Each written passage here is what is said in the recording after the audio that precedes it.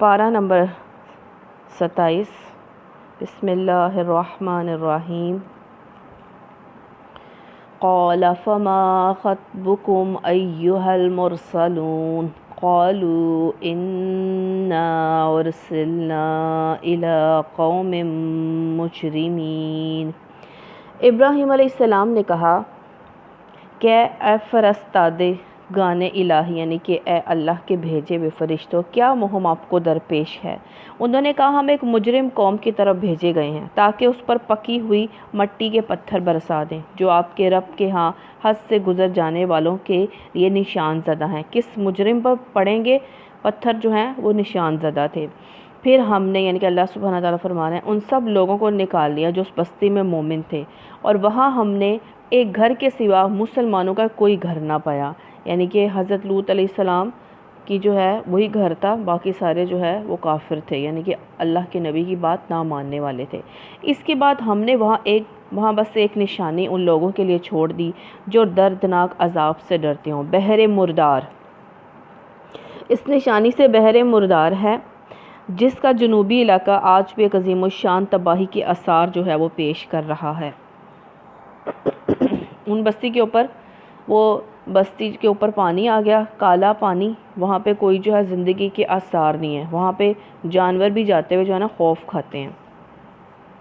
تمہارے لیے نشانی ہے موسیٰ علیہ السلام کے قصے میں، جب ہم نے اسے سری سند کے ساتھ فرعون کے پاس بھیجا معجزات دے کر، تو وہ اپنے بل بوتے پر اکڑ گیا اور بولا یہ تو جادوگر ہے یا مجنون ہے، یعنی کہ نعوذ باللہ اپنے نبیوں کو ایسے کہتے تھے۔ آخرکار ہم نے اسے اور اس کے لشکروں کو پکڑا اور سب کو سمندر میں پھینک دیا اور وہ ملامت زدہ ہو کر رہ گیا۔ اور تمہارے لیے نشانی ہے عاد میں، جبکہ ہم نے ان پر ایک ایسی بے خیر ہوا بھیج دی کہ جس چیز پر بھی وہ گزر گئی اسے بوسیدہ کر کے رکھ دیا۔ اور تمہارے لیے نشانی ہے سمود میں جب ان سے کہا گیا تھا ایک خاص وقت تک مزے کر لو، مگر اس تنبیہ پر بھی انہوں نے اپنے رب کے حکم سے سرتابی کی۔ آخر ان کے دیکھتے دیکھتے ایک اچانک ٹوٹ پڑنے والے عذاب نے ان کو آ لیا، پھر نہ اٹھنے کی ان میں سکت تھی اور نہ وہ اپنا بچاؤ کر سکتے تھے۔ اور ان سب سے پہلے ہم نے نوح علیہ السلام کی قوم کو ہلاک کیا کیونکہ وہ فاسق لوگ تھے۔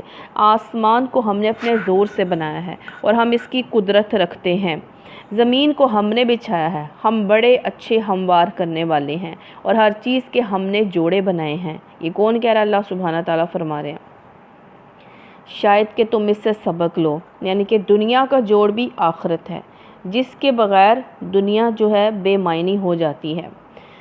بس دوڑو اللہ کی طرف، میں تمہارے لیے اس کی طرف سے یعنی کہ نبی صلی اللہ علیہ وسلم فرما رہے ہیں میں اللہ سبحانہ تعالیٰ کی طرف سے صاف صاف خبردار کرنے والا جو ہے بنا کر بھیجا گیا ہوں۔ نبی صلی اللہ علیہ وسلم نے فرمایا کہ اللہ سبحانہ تعالیٰ فرماتا ہے کہ اللہ فرماتا ہے اے ابن آدم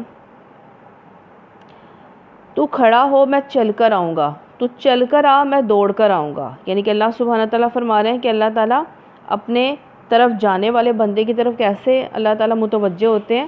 انسان اگر بیٹھتا ہے نا، چلتا ہے، کھڑا ہوتا ہے تو اللہ تعالیٰ اس کے پاس چل کر آتے ہیں، کھڑا ہوتا ہے انسان۔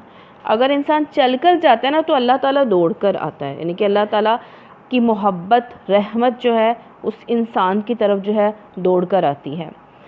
اور نہ بناؤ اللہ کے ساتھ کوئی دوسرا معبود، میں تمہارے لیے اس کی طرف سے صاف صاف خبردار کرنے والا جو ہوں بنا کر بھیجا گیا ہوں۔ یوں ہی ہوتا رہا، ان سے پہلے کی قوموں کے پاس بھی کوئی رسول ایسا نہیں آیا جسے انہوں نے یہ نہ کہا کہ یہ ساحر ہے یا مجنون۔ کیا ان سب نے آپس میں اس پر کوئی سمجھوتا کر لیا ہے؟ نہیں، بلکہ یہ سب سرکش لوگ ہیں۔ بس اے نبی صلی اللہ علیہ وسلم ان سے آپ رخ پھیر لیں، آپ پر کچھ جو ہے ملامت نہیں ہے، یعنی کہ آپ کی ذمہ داری صرف پہنچانا تھا، نہیں مانتے تو نہ مانیں، البتہ نصیحت کرتے رہیں۔ نصیحت ہمیں آپ کو خطاب کر کے ہمیں کیا کہا جا رہا ہے؟ اگر ہمارے سامنے ایسے لوگ ہیں جو نہیں ماننے والے ہیں، ہم نے حق بات سچی بات ہم نے پہنچاتے رہنا ہے، لیکن حق بات پہنچانے کے لیے حکمت کا پتہ ضرور ہونا چاہیے کہ کس موقع پر بات کرنی چاہیے اور کس موقع پر بات نہیں کرنی چاہیے۔ البتہ نصیحت کرتے رہیں کیونکہ نصیحت ایمان لانے والوں کے لیے نافع ہے، نفع مند جو ہے۔ میں نے جن اور انسانوں کو اس کے سوا کسی کام کے لیے پیدا نہیں کیا کہ وہ میری بندگی کریں، کیونکہ مشرکین جنوں کی عبادت کرتے تھے۔ اللہ سبحانہ تعالیٰ نے فرمایا جن بھی میری مخلوق ہیں، میں ان سے کوئی رزق نہیں چاہتا اور نہ یہ چاہتا ہوں کہ وہ مجھے کھلائیں۔ اب زندگی کا مقصد بتایا گیا کہ بندگی اور اللہ کی اطاعت کی یاد دہانی ہے. زندگی جو ہے اللہ کی بندگی اور اطاعت کی یاد دہانی ہے. اگر اس سے فراموش کر دیا تو آخرت میں سخت باز پرس ہوگی، باز پرس پوچھ ہوگی. یعنی اللہ تعالیٰ نے فرمایا میری عبادت اور اطاعت سے میرا یہ مقصد نہیں ہے کہ مجھے کما کر کھلائیں، جیسا کہ سارے تمہارے جن کو اللہ کے ساتھ شریک ٹھہراتے ہو سارے تمہارے آقاؤں کا مقصد کیا ہوتا ہے؟ یہ ہوتا ہے کہ کھلاؤ، ان کو بھی جو ہے کچھ نہ کچھ دیتے رہو. لیکن اللہ سبحانہ تعالیٰ فرمائے رزق کے خزانے تو میرے پاس ہیں، میں تو رازق ہوں. میری عبادت اور اطاعت سے انہی کو، یعنی کہ جو اللہ کی عبادت کریں انہی کو فائدہ ہوگا. اللہ کی ذات میں، اللہ کی شان میں کوئی فرق نہیں پڑے گا، کیونکہ اللہ تو آپ سے محمود ہے، اسے کوئی تعریف کی ضرورت نہیں ہے. اس کے فرشتے تو ہر لمحہ، ایک لمحہ نہیں ایسا جاتا کہ اللہ کی تعریف نہ کر رہے ہوں. تو جو کرے گا اللہ کی عبادت اور اطاعت اسی کے لیے فائدہ ہوگی، ان کی آخرت سنور جائے گی. اللہ تو خود ہی رازق ہے، بڑی قوت والا ہے، زبردست ہے. بس جن لوگوں نے ظلم کیا ان کے حصے کا بھی ایسا ہی عذاب تیار ہے جیسا انہی جیسے لوگوں کو ان کے حصے کا مل چکا ہے، یعنی کہ پہلی قوموں پر جو عذاب آ چکا ہے. اس کے لیے لوگ مجھ سے جلدی نہ مچائیں. آخر کو تباہی یا کفر کرنے والوں کے لیے اس روز جس کا انہیں خوف دلایا جا رہا ہے. کس کا؟ قیامت کے دن کا. سورہ طور جس پر حضرت موسیٰ علیہ السلام، طور جس پر حضرت موسیٰ علیہ السلام اللہ سبحانہ تعالیٰ سے ہم کلام ہوئے. اسے طور سینا بھی کہا جاتا ہے. اللہ تعالیٰ نے اس کے اسی شرف کی بنا پر قسم کھائی. اللہ کے نام سے جو بڑا مہربان نہایت رحم فرمانے والا ہے. قسم ہے طور کی اور ایک ایسی کھلی کتاب کی جو رقیق جلد میں جو ہے وہ لکھی ہوئی ہے، اور آباد گھر کی، اونچی چھت کی، اونچی چھت آسمانوں کی، رقیق وہ باریک چمڑا جس پر لکھا جاتا ہے. تو اور اونچی چھت آسمان، معجزن سمندر، بھڑکائے ہوئے سمندر. کہا جاتا ہے کہ سمندروں میں قیامت میں جو ہے وہ آگ بھڑک اٹھے گی. اور ایک یہ بھی اس کی تفسیر کرتے ہیں کہ سمندر جو ہے، سمندر کا پانی بالکل خشک ہو جائے گا، وہاں پہ پانی نہیں رہے گا. تیرے رب کا عذاب ضرور واقعہ ہونے والا ہے جسے کوئی دور کرنے والا نہیں ہے، اور وہ اس روز واقعہ ہوگا. یہ کہا نا جو رقیق جلد میں لکھی ہوئی ہے، لوح محفوظ یا وہ اعمال نامے جسے فرشتے لکھتے ہیں، اور رقیق وہ باریک چمڑا جس پر لکھا جاتا ہے. آباد گھر کی، آباد گھر کون سا ہے؟ آباد گھر کہتے ہیں بیت المعمور. آپ صلی اللہ علیہ وسلم نے ساتوں آسمان پر جو ہے بیت المعمور ہے. آپ نے فرمایا مجھے بیت المعمور دکھایا گیا. میں نے جبریل علیہ السلام سے بیت المعمور کے بارے میں پوچھا تو انہوں نے کہا اس میں 70,000 فرشتے روزانہ نماز پڑھتے ہیں، اور جو اس سے نکل جائیں وہ کبھی بھی اس میں داخل نہیں ہو سکتے قیامت تک. یعنی آخر تک اس میں باری نہ آئے گی، آخر تک اس میں باری نہ آئے گی. اس کے نیچے بیت اللہ ہے. جیسے اللہ تعالیٰ کا گھر یہاں پہ ہے نیچے زمین میں، اللہ تعالیٰ کا اوپر آسمانوں پر بھی ہے، 7ویں آسمان پر. وہاں بھی طواف ہوتا ہے، نماز ہوتی ہے. جیسے زمین پر اللہ کا گھر ہے ویسے ہی 7 آسمان سے اوپر بیت المعمور ہے. تو کتنے فرشتے ہیں کہ ایک دفعہ جو اس میں جائے گا، روز 70,000 فرشتے جاتے ہیں، اور وہ جو جائے گا آخر تک اس کی باری نہیں آئے گی. تو اللہ کے فرشتوں کی آپ کاؤنٹنگ کریں تو انسان کی امیجنیشن جو ہے وہ وہاں پہ رک جاتی ہے کہ انسان کاؤنٹ نہیں کر سکتا. تو اللہ تعالیٰ کو کیا ضرورت ہے ہماری عبادات اور اطاعت کی؟ اتنے فرشتے ہیں اللہ تعالیٰ کی عبادت کرنے کے لیے، تعریف کرنے کے لیے. ہم جو کریں گے ہم اپنے بھلے کے لیے کریں گے.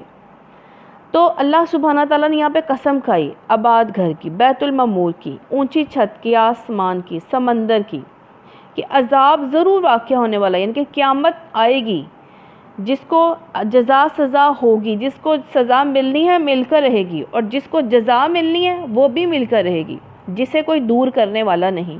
وہ اس روز واقعہ ہوگا جب آسمان بری طرح ڈگمگائے گا، تمام سیارے ٹوٹ پھوٹ جائیں گے، پہاڑ اڑے پھریں گے. یعنی کہ پہاڑ جو اتنے مضبوط نظر آتے ہیں اڑتے نظر آئیں گے. تباہی ہے اس روز جھٹلانے والوں کے لیے جو آج کھیل کے طور پر اپنی حجت بازیوں میں لگے ہوئے ہیں.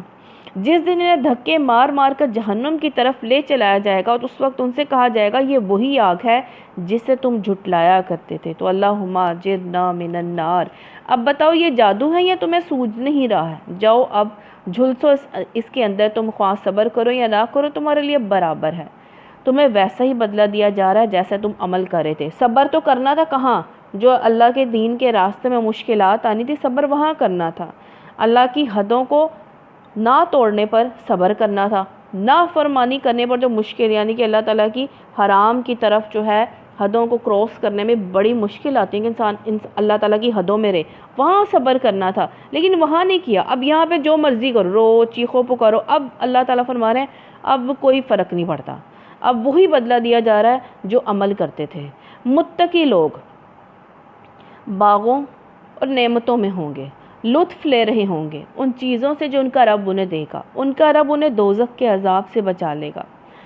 ان سے کہا جائے گا کھاؤ پیو مزے سے ان اعمال کے صلے میں جو تم کرتے رہے ہو۔ وہ آمنے سامنے بچھے ہوئے تختوں پر تکیے لگائے بیٹھے ہوں گے، اور ہم خوبصورت آنکھوں والی حوریں ان سے بیاہ دیں گے۔ جو لوگ ایمان لائے ان کی اولاد بھی کسی درجہ ایمان میں اس کے نقش قدم پر چلی ہے، ان کی اس اولاد کو بھی ہم جنت میں ان کے ساتھ ملا دیں گے، ان کے اعمال میں کوئی گھاٹا ان کو نہ دیں گے۔ ہر شخص اپنے کسب کے عوض رہن ہے۔ اس سے کیا پتہ چلا کہ جو اولاد نیک ہوگی، ماں باپ بھی نیک اور اولاد میں سے کچھ بچے بھی نیک یا سارے ہی نیک، تو ماں باپ کا درجہ کا اونچا، وہ جنت کے اوپر والے درجے میں ہے اور بچے نیچے والے درجے میں ہیں۔ تو اللہ تعالیٰ تو رحیم ہے نا، وہاں پہ تو کوئی خواہش ایسی رہنی نہیں ہے کہ جو ادھوری رہ جائے۔ تو اللہ تعالیٰ جو بچے نیچے درجے پہ رہ گئے ہیں جنت کے، اللہ تعالیٰ انہیں بھی ماں باپ کے درجے والے پر جو ہے وہ لے جائے گا، یعنی کہ ماں باپ اور بچوں کو جدائی نہیں ہوگی، وہاں پہ ملا دیا جائے گا۔ تو اگر ساتھ چاہیے ماں باپ کا ہمیشہ کا، تو کیا کرنا چاہیے؟ نیک عمل کرنے چاہیے تاکہ ساتھ وہاں پہ ہمیشہ کا رہے جنت میں۔ ہر شخص اپنے کسب کے عوض رہن ہے۔ رہن کیا؟ گروی پڑا ہوا ہے اللہ کے ہاں۔ جس طرح کوئی شخص قرض ادا کیے بغیر رہن نہیں چھڑا سکتا، اس طرح کوئی شخص فرض ادا کیے بغیر اپنے آپ کو اللہ کے مواخذہ سے نہیں، یعنی کہ اللہ کی پوچھ سے نہیں بچا سکتا۔ تو اولاد اگر خود نیک نہیں ہے تو باپ دادا کی نیکی اس کی رہ نہیں گرا سکتی، یعنی کہ وہ کسی کے عمل سے بچ نہیں سکتا۔ انسان کو اپنے عمل سے جو ہے وہ بچنا پڑے گا، اور اللہ کے فضل سے نیک عمل کرے گا اور خوف اور امید کے درمیان میں رہے گا، پھر اللہ کے فضل اور نبی صلی اللہ علیہ وسلم کی شفاعت سے جو ہے وہ بچ سکے گا۔ ہر شخص اپنے عمل کا گروی ہوگا، مطلب جو جیسا عمل کرے گا اس کے مطابق ہی جزا و سزا ہوگی۔ ہم ان کو ہر طرح کے پھل اور گوشت، جس چیز کو بھی ان کا جی چاہے گا نا، خوب دیے جائیں گے۔ وہ ایک دوسرے سے جام شراب لپک لپک کر لے رہے ہوں گے، جس میں نہ بےہودہ گوئی ہوگی نہ بد کرداری ہوگی، اور ان کی خدمت میں وہ لڑکے دوڑتے پھر رہے ہوں گے جو انہی کی خدمت کے لیے مخصوص ہوں گے، ایسے خوبصورت جیسے چھپا کر رکھے ہوئے موتی۔ یہ ہمیشہ ایک ہی عمر کے رہیں گے، یہ نوجوان لڑکے ہوں گے اور بہت خوبصورت ہوں گے، اور یہ ایسے ہی جو ہیں وہ ایسے ہی رہیں گے۔ تو ہاں جی، نبی صلی اللہ علیہ وسلم نے فرمایا تم میں سے میرے قریب وہ ہوں گے قیامت میں اچھے اخلاق والے، اور وہ مجھ سے دور ہوں گے فضول بولنے والے، باطونی لوگ، وہ لوگ جو دوسروں کی سنتے ہی نہیں ہیں۔ تو قرب قیامت میں اگر ساتھ چاہیے نبی صلی اللہ علیہ وسلم کا، تو فضولیات سے بچنا ہے، چاہے وہ باتوں میں ہو چاہے وہ فضول کام میں ہو۔ فضول کام کون سا ہوتا ہے؟ جس میں دنیا اور دین کا کوئی فائدہ نہ ہو، بس ایسے فضول ایسے بولتے بھی جا رہے ہیں اور ایسے فضول کام کرتے بھی جا رہے ہیں۔ جیسے وقت اپنا ضائع نہیں کرنا، وقت ہمارے لیے بہت قیمتی ہے۔ نبی صلی اللہ علیہ وسلم سے جنت میں پوچھا، جنت میں آدمی کا جنت کا درجہ بلند کر دی، جنت میں آدمی کا درجہ بلند کر دیا جاتا ہے۔ پوچھا جاتا ہے یہ کیسے کیا جاتا ہے؟ تو نبی صلی اللہ علیہ وسلم نے فرمایا کہ جب کوئی اولاد اپنے والدین کی بخشش کے لیے جو ہے وہ دعا کرتی ہے تو ان کا جو درجہ جو ہے وہ بڑھ جاتا ہے۔ تو اولاد کو والدین کے لیے دعا کرنی چاہیے۔ اولاد کی استغفار کی وجہ سے والدین کے درجے بلند ہوتے ہیں، تو اپنے والدین کے لیے دعا کرنی چاہیے۔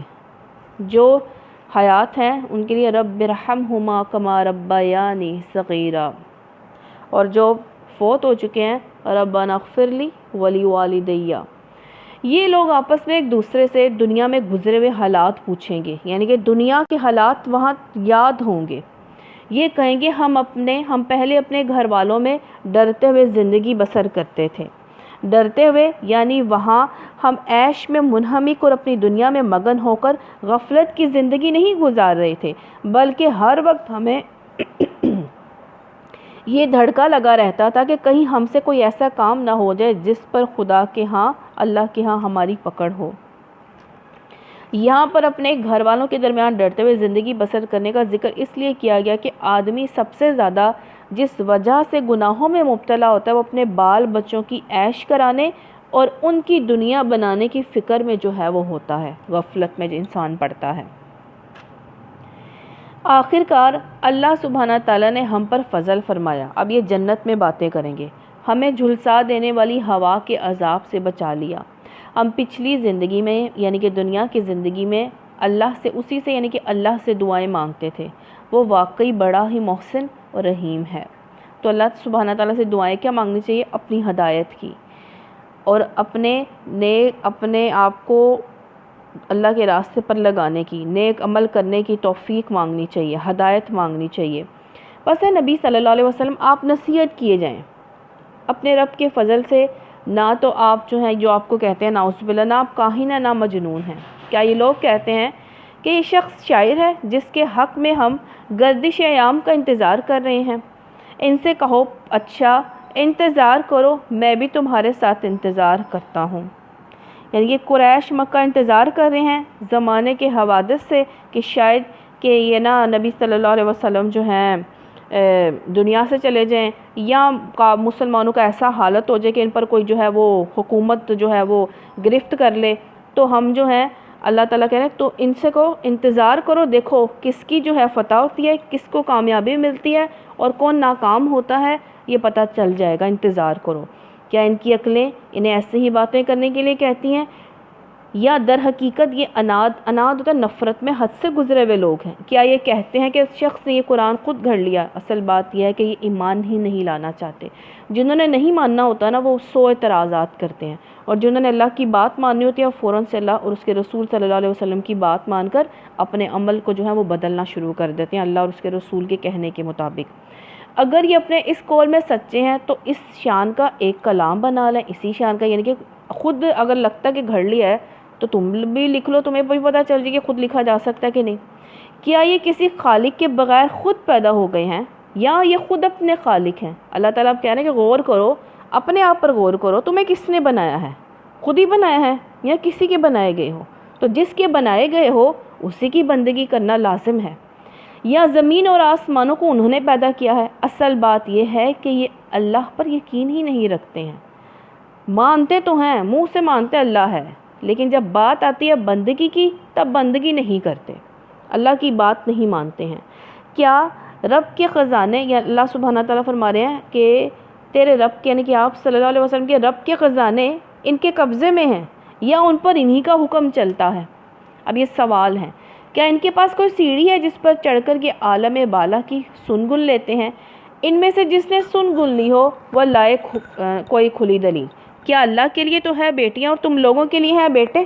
یعنی اب یہ بتایا جا رہا ہے، یعنی اگر کہ اپنے لیے تم کیا کہتے ہو کہ بیٹے ہمیں پسند، یہ پیچھے ہم پڑھ چکے ہیں کہ فرشتوں کو وہ کہتے تھے یہ اللہ کی بیٹیاں ہیں، اور اپنے لیے اللہ تعالیٰ کہتے ہیں خود تو تم بیٹے پسند کرتے ہو اور مجھے تم وہ کہہ رہے ہو کہ فرشتے بیٹی ہیں۔ کیا دیکھا ہے تم لوگوں نے؟ کیا تم ان سے کوئی اجر مانگتے ہو، یا یہ زبردستی جو ان کے اوپر کوئی وہ معاوضہ پڑ گیا ہے، اجرت دینی پڑ گئی ہے تو یہ اس بوجھ تلے دب گئے ہیں؟ کیا ان کے پاس غیب کے حقائق کا علم ہے کہ اس کی بنا پر یہ لکھ رہے ہوں؟ کیا یہ کوئی چال چلنا چاہتے ہیں؟ اگر یہ بات ہے تو کفر کرنے والوں پر ان کی چال الٹی ہی پڑے گی۔ کیا اللہ کے سوا یہ کوئی اور معبود رکھتے ہیں؟ اللہ پاک ہے اس شرک سے جو یہ لوگ کر رہے ہیں۔ یہ لوگ آسمان کے ٹکڑے بھی گرتے ہوئے دیکھ لینا تو کہیں گے یہ بادل ہیں جو امڈے چلے آ رہے ہیں، بس اے نبی صلی اللہ علیہ وسلم انہیں ان کے حال پر چھوڑ دیں، یہاں تک کہ یہ اپنے اس دن کو پہنچیں جس میں یہ مار گرائے جائیں گے، جس دن نہ ان کی اپنی کوئی چال ان کے کسی کام آئے گی، نہ کوئی ان کی کوئی مدد کو آئے گا، اور اس وقت کے آنے سے پہلے بھی ظالموں کے لیے ایک عذاب ہے، آزمائش ہے، مگر ان میں سے اکثر جانتے نہیں ہیں۔ اے نبی صلی اللہ علیہ وسلم اپنے رب کا فیصلہ آنے تک آپ صبر کریں، آپ ہماری نگاہ میں ہو۔ کون؟ آپ صلی اللہ علیہ وسلم۔ آپ جب اٹھیں تو اپنے رب کی حمد کے ساتھ اس کی تسبیح کریں۔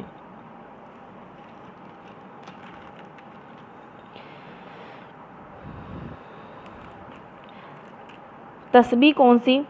یعنی کہ جب آپ نماز کے لیے کھڑے ہوں تو اللہ کی حمد و تسبیح سے اس کا آغاز کریں۔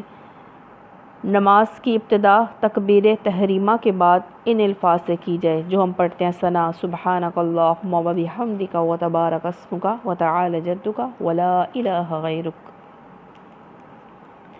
رات کو بھی اس کی تسبیح کیا کریں، اور ستارے جب پلٹتے ہیں اس وقت بھی، یعنی کہ تہجد کو بھی اللہ کو یاد کریں، اور جب فجر کی جو ہے وہ بھی نماز پڑھیں، نمازوں کی پابندی کریں، اور اللہ کا ذکر بھی جو ہے وہ کرتے رہا کریں۔ فجر کی 2 سنتیں، نبی صلی اللہ علیہ وسلم نے فرمایا صبح کی نماز پڑھیں جو فجر کی، وہ اللہ کے ذمے ہیں، وہ اللہ کی حفاظت میں جو ہے وہ انسان رہتا ہے۔ سورہ نجم، نجم میں نے ستارہ، یہ پہلی صورت ہے نبی صلی اللہ علیہ وسلم نے کفار کے مجمع میں تلاوت کی۔ تلاوت کے بعد آپ اور آپ کے جتنے لوگ تھے سب نے سجدہ کیا، آپ صلی اللہ علیہ وسلم اور آپ کے صحابہ کرام نے، سوائے امیہ بن خلف کے، اس نے اپنی مٹھی میں مٹی لے کر اس پر سجدہ کیا، چنانچہ یہ کفر کی حالت میں ہی مرا۔ قسم ہے تارے کی جب کہ وہ غروب ہوا، تمہارا رفیق یعنی کہ نعوذ باللہ جن کو یہ کہہ رہے ہو کہ نہ بھٹکے ہوئے ہیں نہ گمراہ ہیں، یعنی جب آخری تارا غروب ہو کر صبح روشن نمودار ہو گئی۔ رفیق سے مراد کی رسول اللہ صلی اللہ علیہ وسلم ہے، کیونکہ آپ صلی اللہ علیہ وسلم کفار مکہ کے لیے کوئی اجنبی تو نہ تھے، بلکہ نہیں کہ درمیان میں پیدا ہوئے، جوان ہوئے، مطلب یہ ہے کہ رسول اللہ صلی اللہ علیہ وسلم تو جانے پہچانے ہیں نا۔ یہ بات صبح روشن کی طرح نمایاں ہے کہ جو تم کہتے ہو نا کہ نعوذ باللہ وہ نہ کاہن ہے، مجنون ہیں، بھٹکے ہیں، وہ نہیں ہیں، وہ اپنی خواہش نفس سے نہیں بولتے، وہ تو ایک وحی ہے جو ان پر نازل کی جاتی ہے، اور زبردست قوت والے نے تعلیم دی ہے، کس نے؟ جبریل علیہ السلام نے، جو بڑا صاحب حکمت ہے۔ وہ سامنے آ کھڑا ہوا جبکہ وہ بلائی افق پر تھا۔ افق سے مراد ہے آسمان کا وہ مشرقی کنارہ جہاں سے سورج طلوع ہوتا ہے اور دن کی روشنی پھیلتی ہے۔ مراد یہ کہ پہلی مرتبہ جبریل علیہ السلام جب نبی صلی اللہ علیہ وسلم کو نظر آئے اس وقت وہ آسمان کے مشرقی کنارے سے نمودار ہوئے، یہاں تک کہ پھر قریب آیا اور اوپر معلق ہو گیا، یہاں تک کہ 2 کمانوں کے برابر اس سے کچھ کم فاصلہ رہ گیا، یعنی آسمان کے بلائی مشرقی کنارے سے نمودار ہونے کے بعد جبریل علیہ السلام رسول اللہ صلی اللہ علیہ وسلم کی طرف آگے بڑھنا شروع کیا، یہاں تک کہ بڑھتے بڑھتے وہ آپ کے اوپر آ کر فضا میں معلق ہو گئے، پھر وہ آپ کی طرف جھکے، اس قدر قریب ہو گئے کہ آپ کے اور ان کے درمیان صرف 2 کمانوں کے برابر میں کچھ کم فاصلہ رہ گیا، یعنی کہ اتنے آپ کے قریب آ گئے۔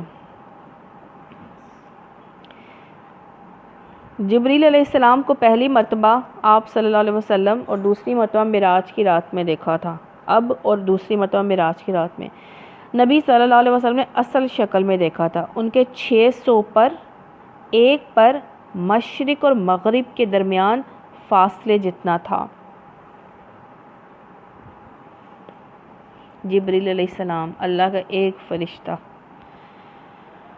تو تب اس نے اللہ کے بندے کو وحی پہنچائی، کس کو؟ نبی صلی اللہ علیہ وسلم کو، جو وحی بھی انہیں پہنچائی، نظر نے جو کچھ دیکھا دل نے اس میں جھوٹ نہ ملایا، یعنی یہ مشاہدہ جو دن کی روشنی میں پوری بیداری کی حالت میں کھلی آنکھوں سے محمد صلی اللہ علیہ وسلم نے جو ہے وہ دیکھا تھا حضرت جبریل علیہ السلام کو، آپ کو پتہ تھا کہ یہ اللہ کے جو ہیں فرشتے ہیں، وہ اللہ کی طرف سے وحی جو ہے وہ لے کر آئے ہیں۔ اب کیا تم اس چیز پر اس سے جھگڑتے ہو جسے وہ آنکھوں سے دیکھتا ہے؟ کیا لوگوں اے نبی صلی اللہ علیہ وسلم سے تم اس لیے جھگڑتے ہو جسے وہ انہوں نے خود دیکھا، آنکھوں سے دیکھا؟ اور ایک مرتبہ پھر اس نے سدرۃ المنتہا معراج کے موقع پر نبی صلی اللہ علیہ وسلم نے جبریل علیہ السلام کو دیکھا، 600 پر تھے، ایک پر مشرق و مغرب کے درمیان میں تھا۔ پھر اس نے سدرۃ المنتہا کیا ہے؟ آپ شب معراج پر جو ہے سدرۃ المنتہا کا مشاہدہ کیا۔ سونے کے پروانے اس کے گرد منڈلا رہے تھے، فرشتوں کا عکس اس پر پڑ رہا تھا۔ اس مقام پر نبی صلی اللہ علیہ وسلم کو 3 چیزوں سے نوازا گیا: 5 وقت کی نمازیں، سورہ بقرہ کی آخری آیات، اور اس مسلمان کی مغفرت کا وعدہ جو شرک سے پاک ہوگا۔ جبریل علیہ السلام، نبی صلی اللہ علیہ وسلم نے فرمایا، جبریل علیہ السلام مجھے سدرۃ المنتہا تک لے گئے۔ اس کے پتے ہاتھی کے کان کی طرح تھے، یعنی کتنے بڑے بڑے، اور ایسے پھل بڑے بیر جیسے گھڑے نہیں ہوتے مٹکے پانی کے۔ جب اللہ کے حکم سے اس کو ڈھانپا گیا تو اس کے حسن کو کوئی بیان نہیں کر سکتا۔ ایک روایت میں آتا ہے کہ مختلف رنگوں سے جو ہے وہ ڈھانکا گیا تھا۔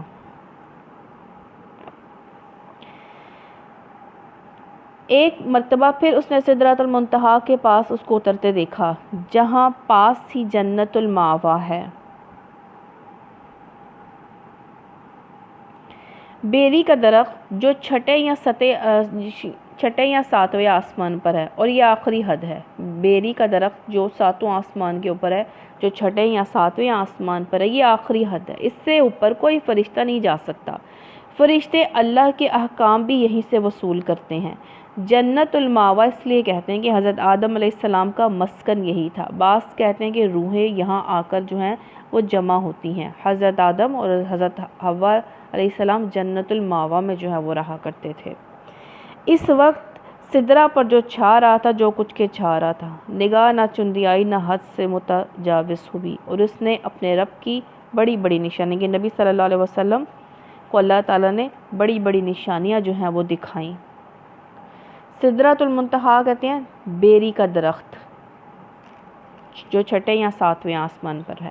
اب ذرا بتاؤ، تم نے کبھی اس لات اور اس عزا اور تیسری ایک دیوی منات کی حقیقت پر کچھ غور نہیں کیا ہے؟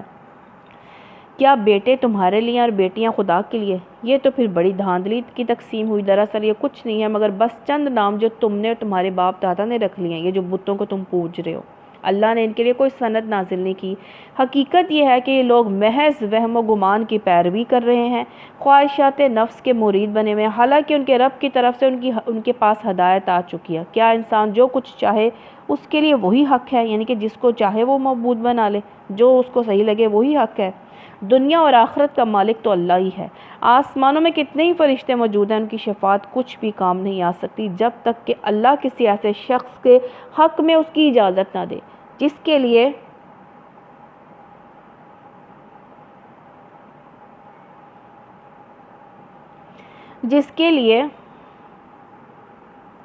وہ خود سننا چاہے اور اس کو پسند کرے۔ مگر جو لوگ آخرت کو نہیں مانتے وہ فرشتوں کو دیویوں کے ناموں سے موسوم کر دیتے ہیں، یعنی کہ ان کو دیویوں کو فرشتوں کے نام سے پکارتے ہیں، حالانکہ اس معاملے کا کوئی علم نہیں انہیں حاصل نہیں ہے۔ محض گمان کی پیروی کریں۔ گمان حق کی جگہ کچھ بھی کام نہیں دے سکتا۔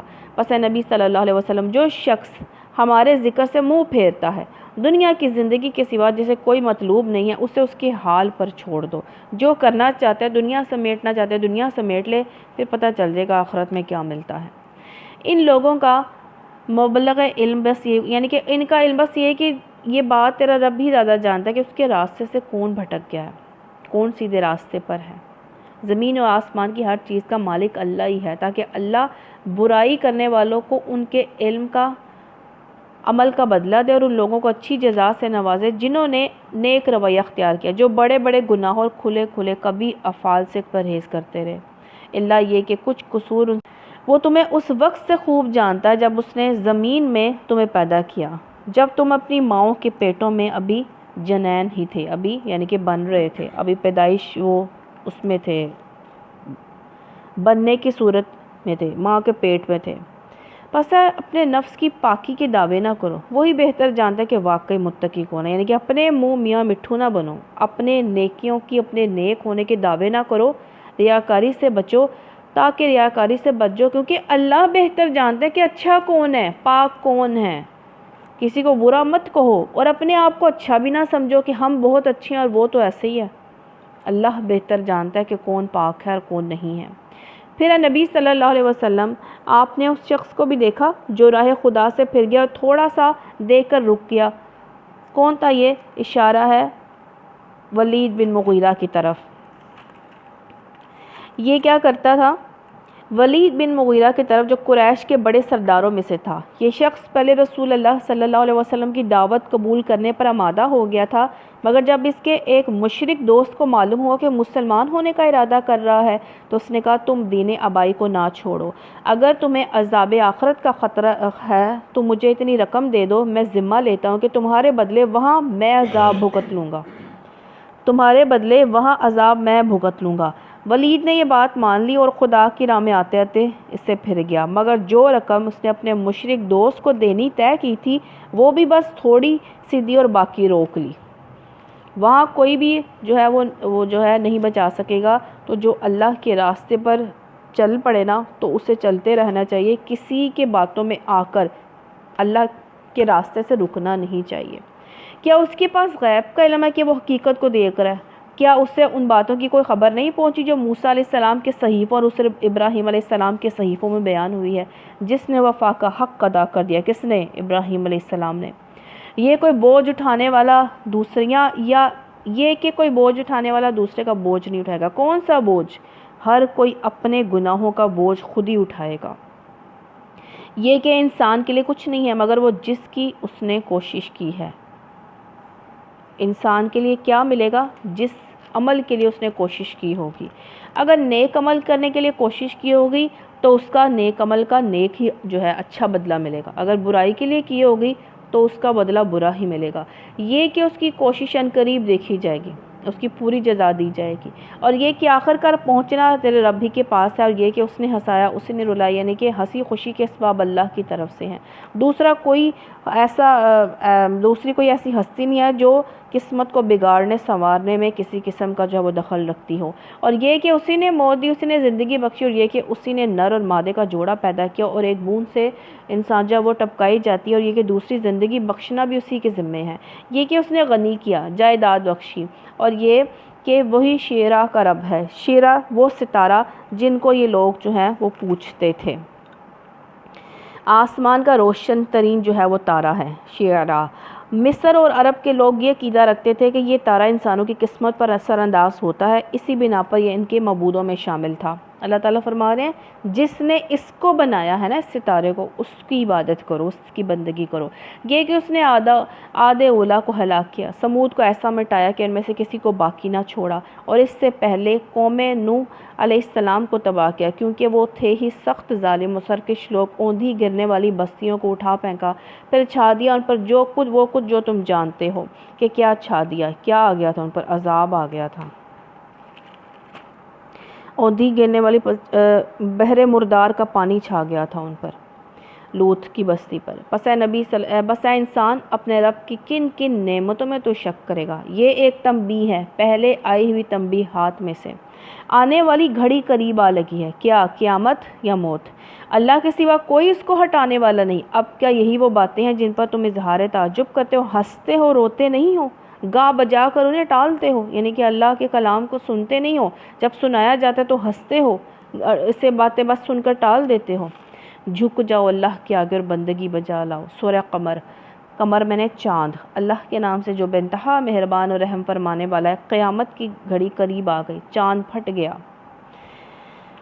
یہ معجزہ نبی صلی اللہ علیہ وسلم نے اہل مکہ کے مطالبے پر جو ہے وہ دکھایا تھا۔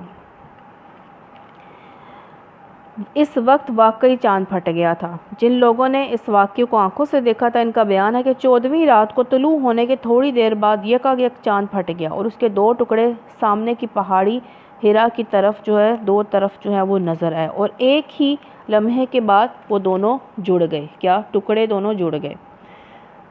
مگر ان لوگوں کا حال یہ کہ خواہ کوئی نشانی دیکھ لیں منہ موڑ جاتے ہیں، کہتے ہیں تو چلتا ہوا جادو ہے، انہوں نے اس کو بھی جھٹلا دیا اور اپنی خواہش نفس کی پیروی کی۔ یہ ہر معاملے کو آخرکار ایک انجام پر پہنچ کر رہنا ہے۔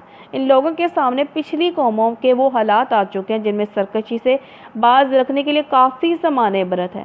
ایسی حکمت جو نصیحت پورا کرتی ہے، نصیحت کے کام کو پورا کرتی ہے، مگر تنبیہات ان پر کوئی فائدے مند ثابت نہیں ہوتی ہیں۔ پس اے نبی صلی اللہ علیہ وسلم، ان سے آپ رخ پھیر لیجئے۔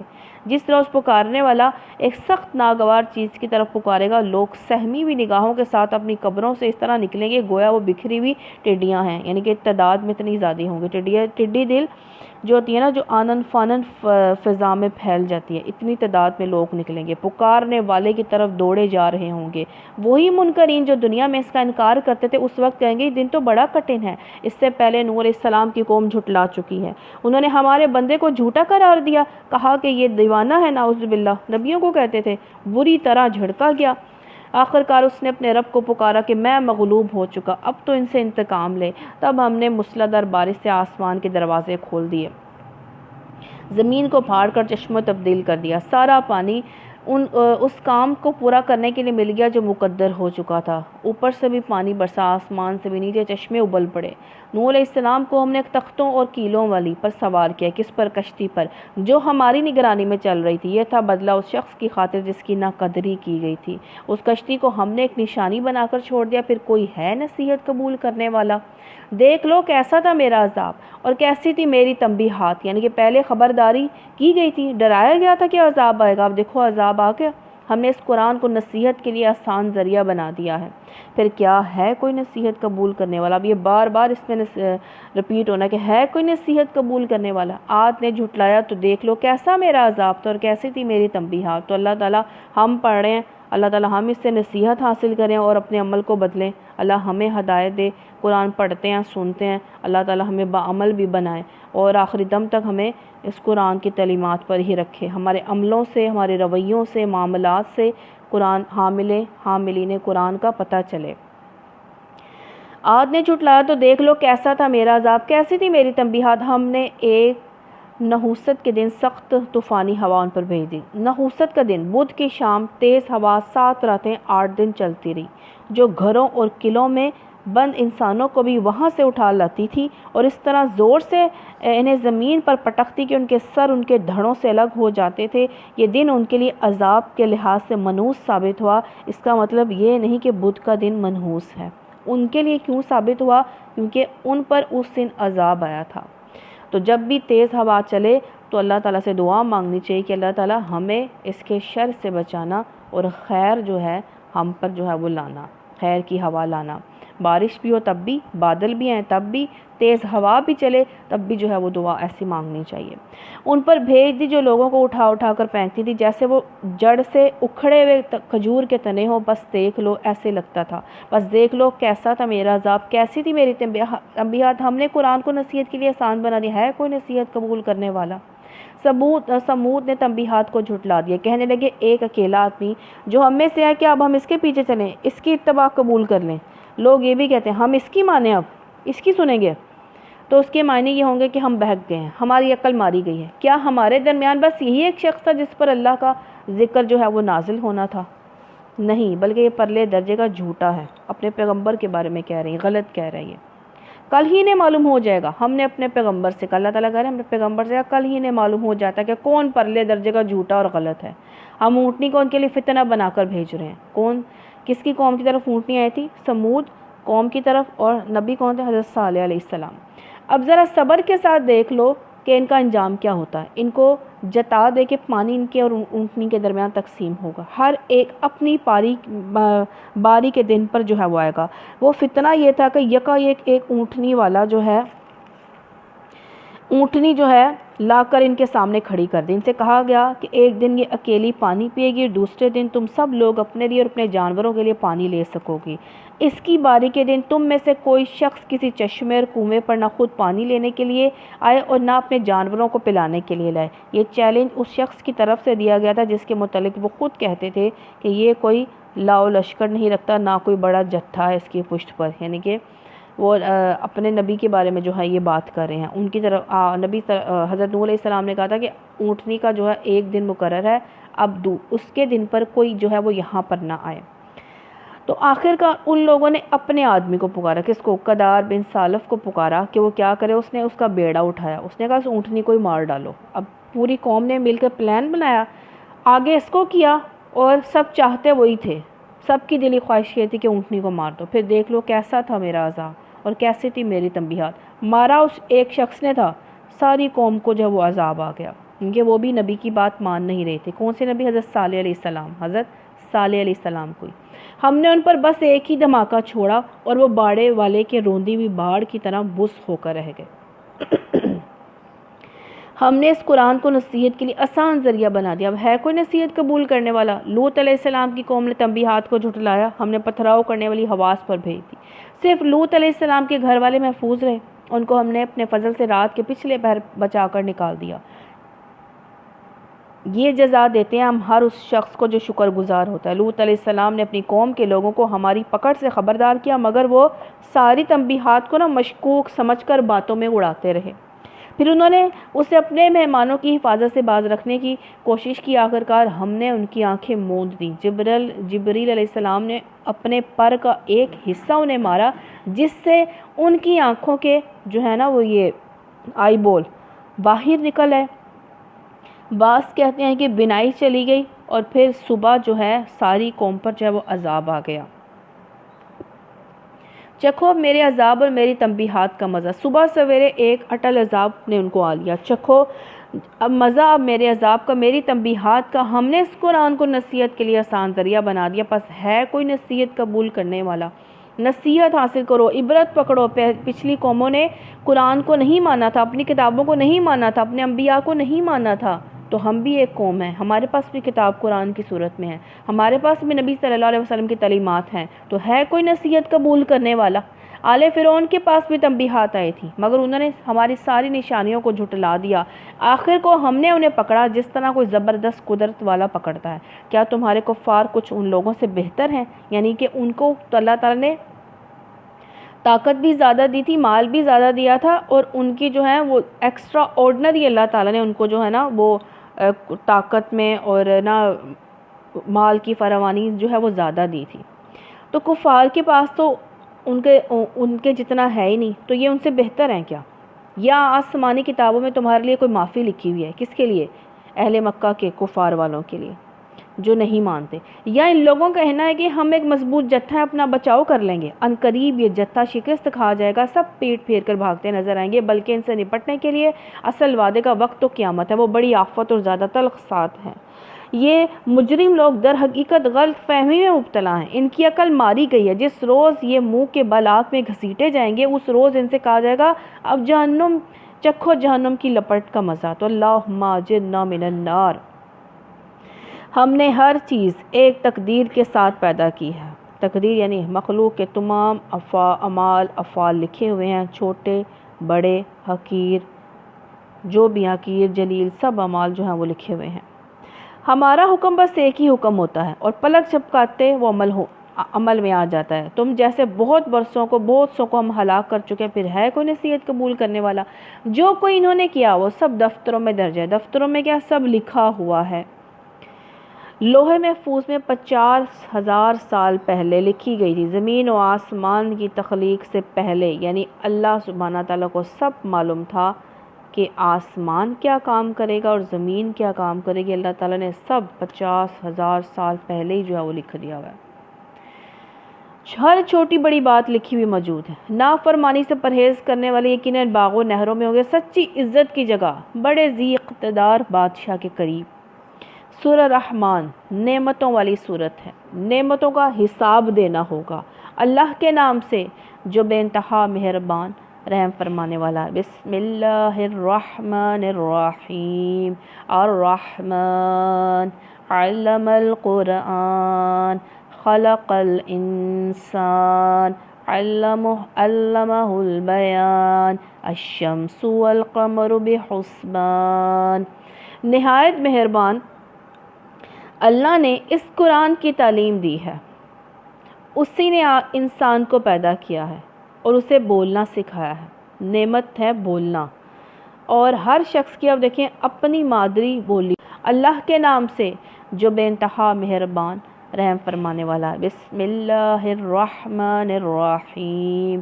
الرحمن علم القرآن خلق الانسان علمہ البیان الشمس والقمر بحسبان۔ نہایت مہربان اللہ نے اس قرآن کی تعلیم دی ہے، اسی نے انسان کو پیدا کیا ہے اور اسے بولنا سکھایا ہے۔ نعمت ہے بولنا، اور ہر شخص کی اب دیکھیں اپنی مادری بولی ہوتی ہے، ہر ایک ملک کی اور ہر جو شہر کی بھی جو ہے وہ اپنی بولی ہوتی ہے، جو بغیر سیکھے از خود ہر شخص جو ہے وہ بول جاتا ہے، تو یہ اللہ ہی سکھاتا ہے۔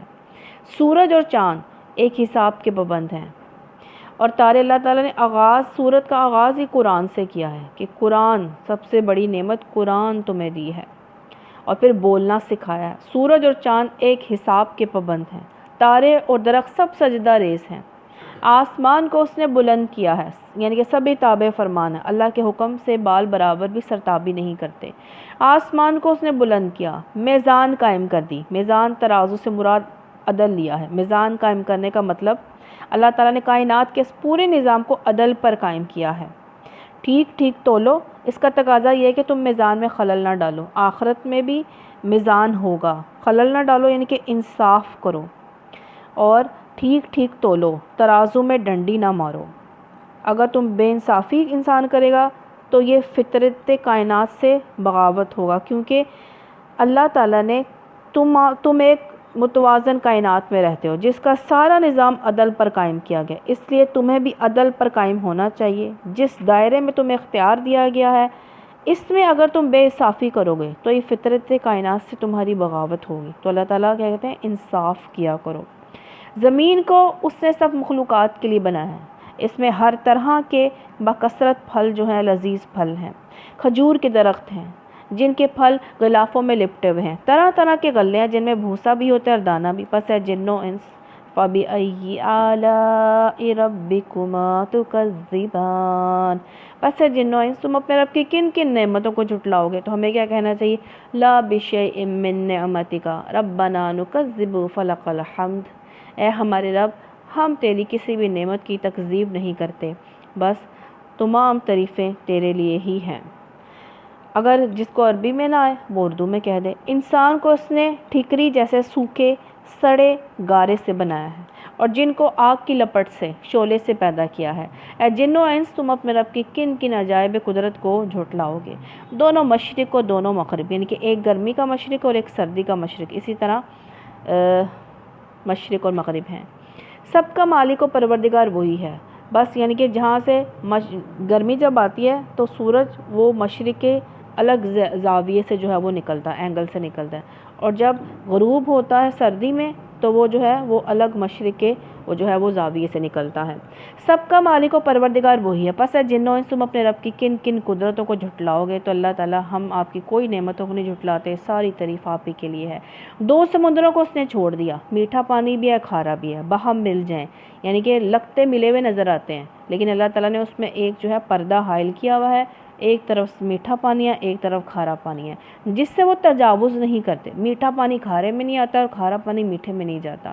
بس جن و انس تم اپنے رب کے قدرت کے کن کن کرشموں کو جھٹلاؤ گے؟ ان سمندروں سے موتی اور مونگے نکلتے ہیں، بارش ہوتی ہے نا تو سپیاں اپنے منہ کھول دیتی ہیں، جو قطرہ ان کے اندر جاتا ہے نا تو وہ موتی بن جاتا ہے۔ سبحان اللہ۔ بس جن و انس تم اپنے رب کی قدرت کے کن کن کمالات کو جھٹلاؤ گے؟ اور یہ جہاز اسی کے ہیں جو سمندر میں پہاڑوں کی طرح اونچے اٹھے ہوئے ہیں۔ پس جن و انس تم اپنے رب کی کن کن احسانات کو جھٹلاؤ گے؟ ہر چیز جو زمین پر ہے فنا ہونے والی ہے، زمین تیرے رب کی جلیل و کریم ذات ہی باقی رہنے والی ہے، بے شک اللہ ہی کی ذات باقی رہنے والی ہے۔ پس جن و انس اپنے رب کی کن کن کمالات کو جھٹلاؤ گے؟ زمین و آسمان میں جو بھی ہیں سب اپنی حاجتیں اسی سے مانگ رہے ہیں، ہر آن وہ نئی شان میں ہے۔ شان یعنی امر یا معاملہ، یعنی ہر وقت وہ کسی نہ کسی کام میں ہے، کسی کو بیمار، کسی کو شفا، کسی کو امیر، کسی کو فقیر، شاہ کو گدا اور گداہ کو شاہ، اللہ یہ کام کر ہی رہا ہے، ہر وقت اس کی نئی ہی شان ہے۔ کائنات میں شب و روز کا کوئی لمحہ ایسا نہیں ہے جو اللہ سبحانہ تعالیٰ کی کارگزاری سے جو ہے وہ خالی ہو، ہر آن ہر روز وہ نئی شان میں ہے۔ پس اے جن و انس، تم اپنے رب کی کن کن صفات حمیدہ کو جھٹلاؤ گے؟ اے زمین کے بوجھو، بوجھو کیوں کہا گیا؟ جن اور انس کو کہا گیا ہے زمین کے بوجھو۔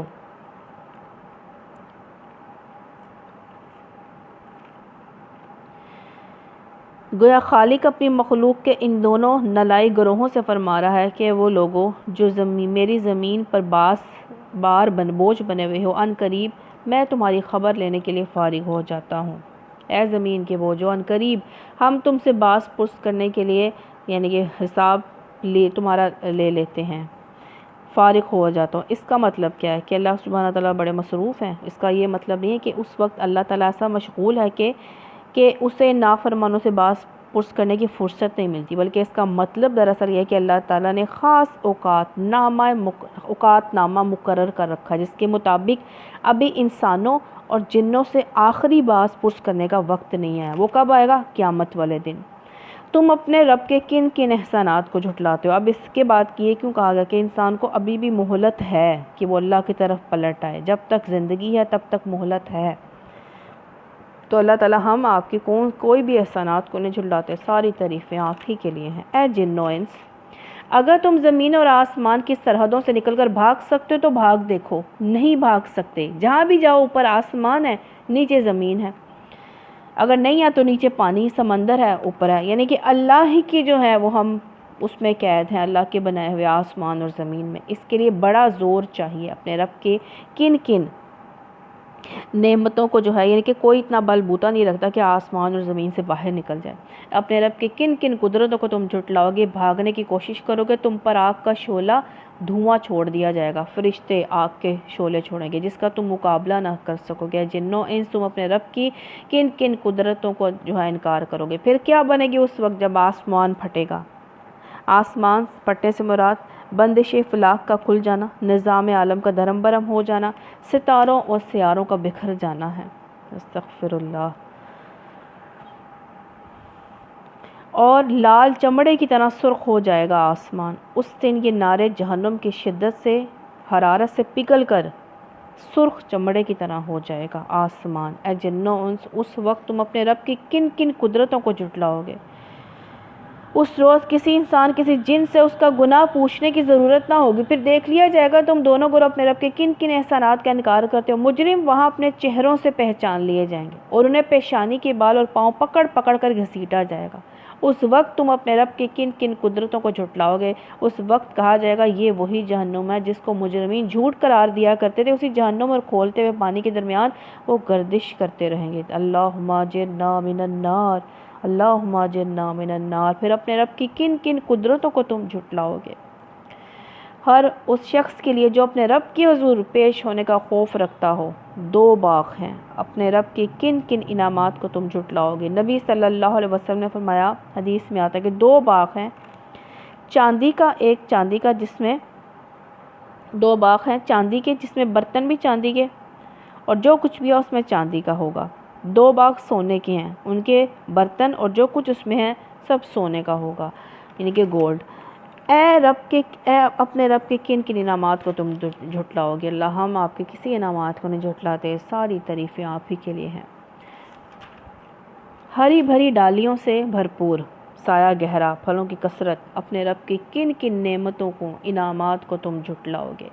دونوں باغوں میں دو چشمے رواں، اپنے رب کی کن کن انعامات کو تم جھٹلاؤ گے؟ دونوں باغوں میں ہر پھل کی دو قسمیں، اپنے رب کی کن کن نعمتوں کو جو ہے تم جھٹلاؤ گے؟ جنتی لوگ اپنے فرشوں پر تکیے لگا کے بیٹھے ہوں گے جن کے استر دب ریشم کے ہوں گے، والا کپڑا اس سے بھی عمدہ ہوگا۔ سبحان اللہ۔ باغوں کی ڈالیاں پھلوں سے جھکی پڑی ہوں گی۔ اپنے رب کی کن کن انعامات کو تم جھٹلاؤ گے؟ ان نعمتوں کے درمیان شرمیلی نگاہوں والی ہوں گی۔ اب یہ حیا کی بات کی جا رہی ہے کہ عورت کی اصل خوبی ہے شرم، حیا، تو وہ بے شرم اور بے باک نہ ہوں گی بلکہ نظر میں حیا رکھتی ہوں گی، جنہیں ان جنتیوں سے پہلے کبھی کسی انسان یا جن نے چھوا نہ ہوگا، یعنی کہ وہ باکرہ ہوں گی، کماری ہوں گی۔ اے رب کہ اپنے رب کے کن کن انعامات کو تم جھٹلاؤ گے؟ اور پھر نبی صلی اللہ علیہ وسلم نے فرمایا جنتیوں کی بیویاں اتنی خوبصورت ہوں گی کہ ان میں سے ایک عورت اہل عرض کی طرف جھانک لے تو آسمان اور زمین کے درمیان کا سارا حصہ چمک اٹھے اور خوشبو سے بھر جائے۔ ان کے سر کا دوپٹہ اتنا قیمتی ہے کہ وہ دنیا ما فی ہاتھ سے بہتر ہے، جو دنیا اور اس میں ہے وہ ان سب سے بہتر ہے اس کا دوپٹہ۔ اپنے رب کی کن کن انعامات کو تم جھٹلاؤ گے؟ ایسی خوبصورت جیسے ہیرے اور موتی، اپنے رب کی کن کن انعامات کو تم جھٹلاؤ گے؟ تو یہ پانے کے لیے بھی انسان کو بڑی محنت کرنی پڑنی ہے، ایویں نہیں مل جانی حوریں۔ جنت پانا کوئی آسان نہیں ہے۔ نیکی کا بدلہ نیکی کے سوا اور کیا ہو سکتا ہے؟ پھر اے جنوں انس اپنے رب کی کن کن اوصاف حمیدہ کا تم انکار کرو گے؟ اور ان 2 باغوں کے علاوہ 2 باغ اور ہوں گے، 2 باغ قیام گاہ کے ہوں گے اور دوسرے 2 باغ تفریح گاہ کے ہوں گے۔ اپنے رب کے کن کن انعامات کو تم جھٹلاؤ گے؟ گھنے سرسبز و شاداب باغ، اپنے رب کے کن انعامات کو تم جھٹلاؤ گے؟ اللہ ہم آپ کے کسی انعامات کو نہیں جھٹلاتے، ساری تعریفیں آپ ہی کے لیے ہیں۔ دونوں باغوں میں 2 چشمے فواروں کی طرح ابلتے ہوئے، اپنے رب کے کن کن انعامات کو تم جھٹلاؤ گے؟ ان میں بکثرت پھل اور کھجوریں اور انار، اپنے رب کی کن کن انعامات کو تم جھٹلاؤ گے؟ تو اللہ ہم آپ کی کسی انعامات کو نہیں جھٹلاتے، ساری تعریفیں آپ ہی کے لیے ہیں۔ ان نعمتوں کے درمیان خوب سیرت اور خوبصورت بیویاں ہوں گی، اپنے رب کے کن کن انعامات کو تم جھٹلاؤ گے؟ خیموں میں ٹھہرائی ہوئی حوریں ہوں گی۔ نبی صلی اللہ علیہ وسلم نے فرمایا جنت میں موتیوں کے خیمے ہوں گے، ان کا عرض 60 میل ہوگا، اس کے ہر کونے میں جنتی کے اہل ہوں گے جس کو دوسرے کونے والے نہ دیکھ سکیں گے، مومن اس میں جو ہے وہ گھومے گا۔ تو بیویاں بھی وہاں پہ کون سی ملیں گی؟ خوبصورت اور خوب سیرت بھی ٹھہروئی ہوں گی، خیموں میں ٹھہرائی ہوئی حوریں بھی ہوں گی۔ اپنے رب کے کن کن انعامات کو تم جھٹلاؤ گے؟ ان جنتیوں سے پہلے کبھی کسی انسان نے یا جن ان کو نہ چھوا ہوگا۔ تو عورت بھی جو بیوی بھی جو ساری دنیا سے بھی عورتیں بھی جنت میں جائیں گی تو وہ بھی باکرہ بنائی جائیں گی، کوئی بدصورت کوئی جو ہے کالی کلوٹی نہیں رہے گی، ساری خوبصورت اور باکرہ کنواری بن کر جو ہے وہ جائیں گی۔ اپنے رب کی کن کن انعامات کو تم جھٹلاؤ گے؟ ان جنتیوں سے پہلے کبھی کسی انسان جن نے ان کو نہ چھوا ہوگا، اپنے رب کے کن انعامات کو تم جھٹلاؤ گے؟ وہ جنتی سبز قلینوں، نفیس اور نادر فرشوں پر تکیہ لگا کے بیٹھیں گے، اپنے رب کے کن کن انعامات کو تم جھٹلاؤ گے؟ اللہ ہم آپ کے کسی انعامات کو نہیں جھٹلاتے، اللہ تعالی ہمیں بھی جو ہے ایسی جنتوں میں شامل فرمائے، داخل فرمائے۔ اللہم انا نسألک جنت الفردوس، بڑی برکت والا ہے، تبارک اسم ربک ذی الجلال والاکرام، بڑی برکت والا ہے تیرے رب جلیل و کریم کا نام۔ سورہ واقعہ ہونے والی ہے، ہونے والا ہے کیا؟ اللہ کے نام سے جو بے انتہا مہربان و رحم فرمانے والا ہے۔ جب وہ ہونے والا واقعہ پیش آئے گا تو کوئی اس کے وقوع کو جھٹلانے والا نہ ہوگا۔ کیا؟ قیامت، وہ تہ و بالا کر دینے والی آفت ہوگی۔ زمین اس وقت یک بارگی ہلا ڈالی جائے گی، ایک ہی زلزلہ ہوگا۔ پہاڑ ہر پوری زمین پر صرف ایک زلزلہ آئے گا، پہاڑ اسی طرح ریزہ ریزہ کر دیے جائیں گے، پراگاندہ غبار بن کر رہ جائیں گے۔ جیسے غبار ہوتا ہے نا مٹی کا جو اڑتا ہے، ویسے پہاڑ ہوں گے۔ تم لوگ اس وقت 3 گروہوں میں تقسیم ہو جاؤ گے۔ دائیں بازو والے یہ آدم علیہ السلام کی دائیں طرف سے نکلیں گے، دائیں طرف سے آئیں گے۔ سو دائیں بازو والوں کی خوش نصیبی کا کیا کہنا؟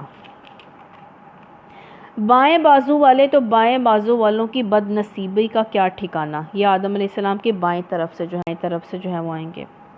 آگے والے تو پھر آگے والے ہیں، آگے والے کون ہیں؟ سابقون ہیں۔ سابقون کون ہیں؟ انبیاء، صدیقین، شہداء، صالحین، یہ اللہ سبحانہ تعالیٰ کے سامنے ہوں گے، نعمت بھری جنتوں میں رہیں گے۔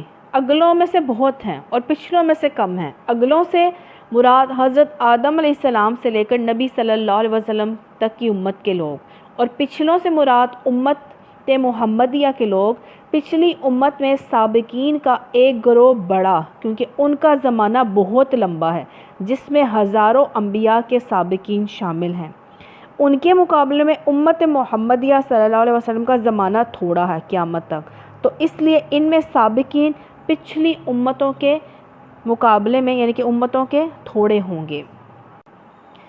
تو وہی تو مقرب لوگ ہیں، نعمت بھری جنتوں میں رہیں گے، اگلوں میں بہت سے ہوں گے، پچھلوں میں سے کم، تختوں پر تکیے لگائے ہوئے آمنے سامنے بیٹھیں گے، ان کی مجلسوں میں ابدی لڑکیاں، ہمیشہ ایک ہی عمر کے رہنے والے لڑکے ہیں، شراب چشمہ جاری سے لبریز پیالے جگ ساغر لیے دوڑتے پھرتے رہیں گے، اسے پی کر نہ ان کا سر چکر آئے گا نہ ان کی عقل میں فطور آئے گا، وہ ان کے سامنے طرح طرح کے لذیذ پھل جو ہیں وہ پیش کریں گے، جسے چاہے چن لیں، اور پرندوں کے گوشت پیش کریں گے، جس پرندے کا چاہے استعمال کریں، اور ان کے لیے خوبصورت آنکھوں والی حوریں ہوں گی، ایسے حسین جیسے چھپا کر رکھے ہوئے موتی۔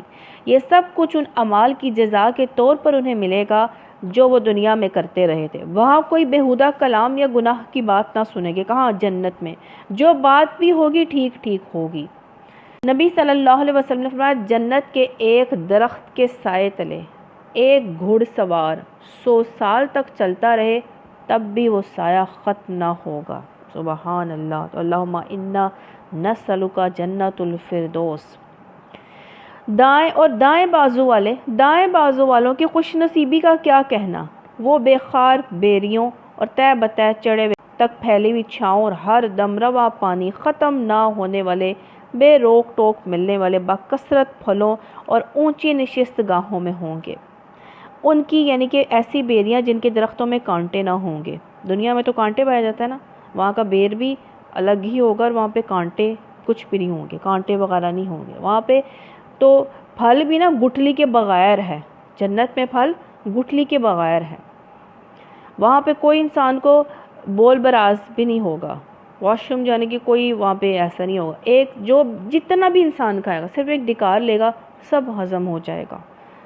انسان کا پسینہ کستوری کا ہوگا، بدبو نہیں ہے نا وہاں پہ، کوئی سمیل نہیں ہے وہاں پہ، خوشبو ہے اور کوئی مشکل نہیں ہے، اور ان کی بیویوں کو ہم خاص طور پر نئے سرے سے جو ہے پیدا کر دیں گے۔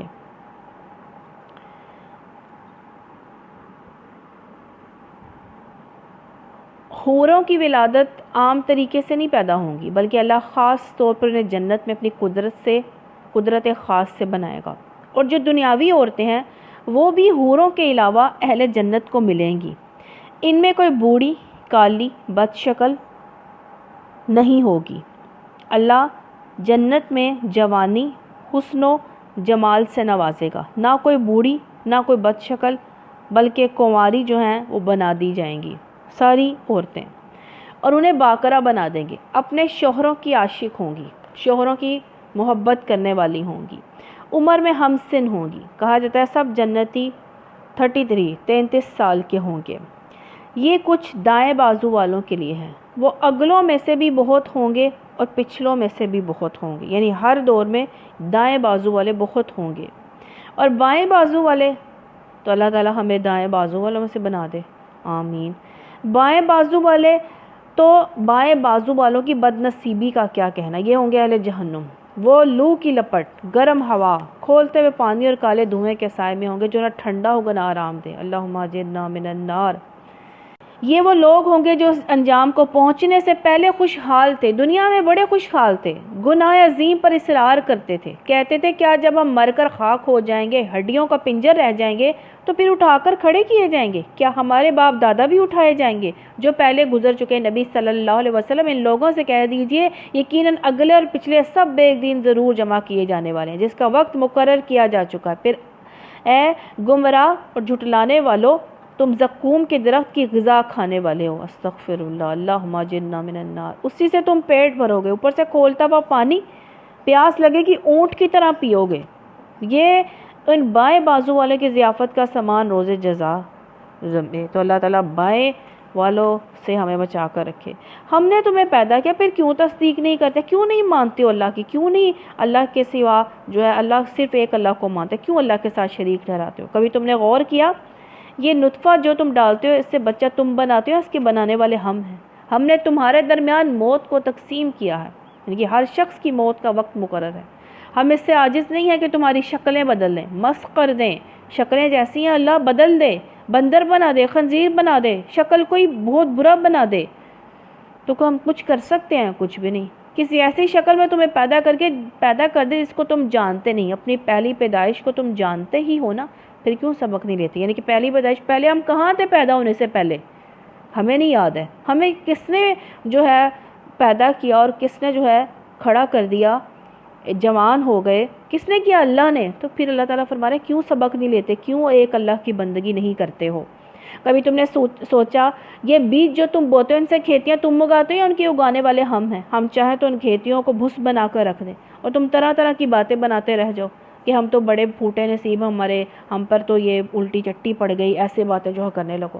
کبھی تم نے آنکھیں کھول کر دیکھا یہ پانی جو تم پیتے ہو اسے تم نے بادل سے برسایا ہے یا اس کے برسانے والے ہم ہیں؟ ہم چاہیں تو اسے سخت کھاری بنا کر رکھ دیں، پھر کیا تم شکر گزار نہیں ہوتے ہو؟ کبھی تم نے خیال کیا یہ آگ جو تم سلگاتے ہو اس کا درخت تم نے پیدا کیا ہے، اس کے پیدا کرنے والے ہم ہیں؟ یعنی کہ جن درختوں کی لکڑیوں سے تم آگ جلاتے ہو اس کے پیدا کرنے والے کون ہیں؟ اللہ۔